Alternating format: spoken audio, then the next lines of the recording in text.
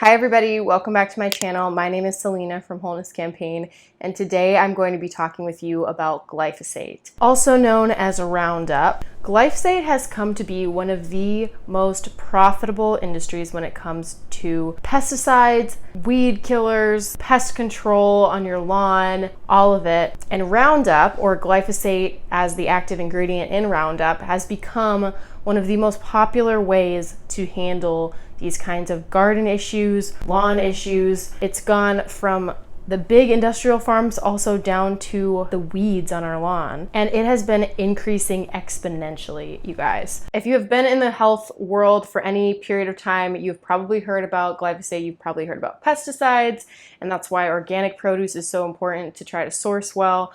But in case you didn't know, I'm going to give you a little bit of a glyphosate education right now. It is a super important component to health. I believe the gut really does affect your entire body. And so if your gut is damaged, and glyphosate does that, glyphosate damages your gut, it's pretty much just a matter of time before some kind of sickness kind of develops, unless you are being proactive against it. And so I'm going to give you the information so that you can be as proactive as possible. I'm going to give you a rundown of Monsanto, the company that kind of founded Roundup, and all the kind of risks and how to avoid effectively. I'm also going to be touching on one of the supplements that I've been using to help to heal my gut from the damage of glyphosate in my food over the years, and so I'll touch on that at the end. Let's jump in. Okay, so there was research that was done where they basically studied the effect of glyphosate on the gut of chickens. They actually found that glyphosate has such a strong effect on the gut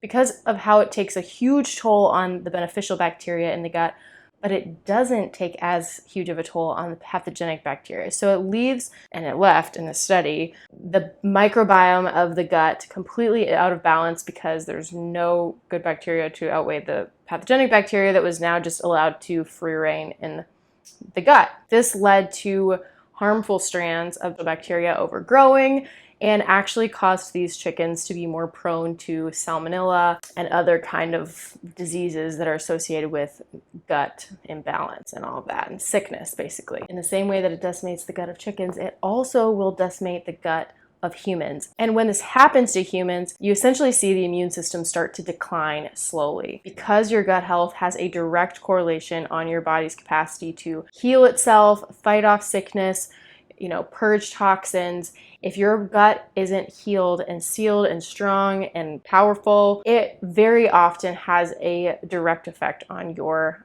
ability to heal your immune system, all that. When you walk into hardware stores today, especially Home Depot, it's disgusting, but you literally can actually smell the toxic smell of glyphosate. Like, I actually know what it smells like because around a certain time of year when people go spraying their lawns, there actually is a certain kind of smell that the glyphosate has in the air, and it's disgusting. And more often than not, people are actually saying that that's what causes people's allergic reactions around the springtime, or as kind of when the seasons change. It's people actually reacting to the toxins in the air. All that to say, there is a cost to having this picture perfect, pretty lawn that has absolutely no weeds or any kind of other different or natural thing on there, and it is very damaging not only to our environments but also to our bodies. Now, there have been several lawsuits against Monsanto at this point, probably too many to count, because of how toxic the environments that these inorganic farms are for the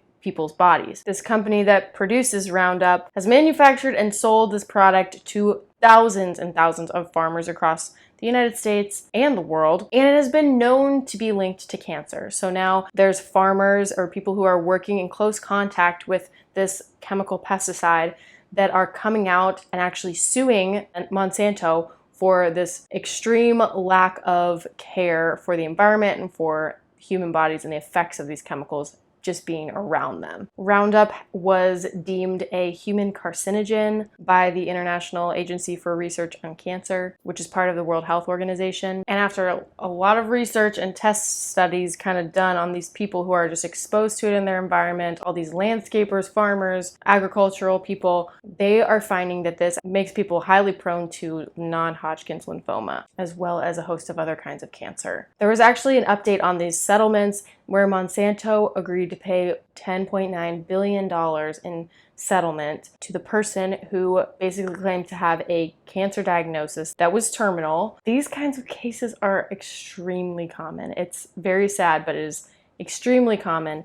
And so far, there's just been a lot of payouts. Monsanto has denied the claims that Roundup causes cancer. I will link some articles for reference below if you're interested in learning more of the deep, in-depth research kind of stuff on this. But essentially, glyphosate is banned in a number of countries because of the research that has come out about its effects on the human body. Mexico, Germany, Saudi Arabia, Vietnam, and at least 15 other countries have restricted its use because, like Dr. Natasha says, this chemical basically kills your gut. It causes leaky gut, it causes extreme damage to the microbiome of the gut. Like it is supposed to function as a chemical pesticide for microbes in a farming context, it actually does the same thing to you. And I think what people don't realize when they are using these kinds of toxic products is that we are a part of our environment and we are microbial beings in the same way that dirt is a microbial being. And so if you're trying to kill the earth, I honestly always believe that there is a direct effect whenever you harm the earth. It comes right back to you because we are so interdependent on the earth for our sustenance and our nourishment. Okay, I'm gonna give a little bit of hope. There are a couple of products that are circulating in the natural health world that have been known to kind of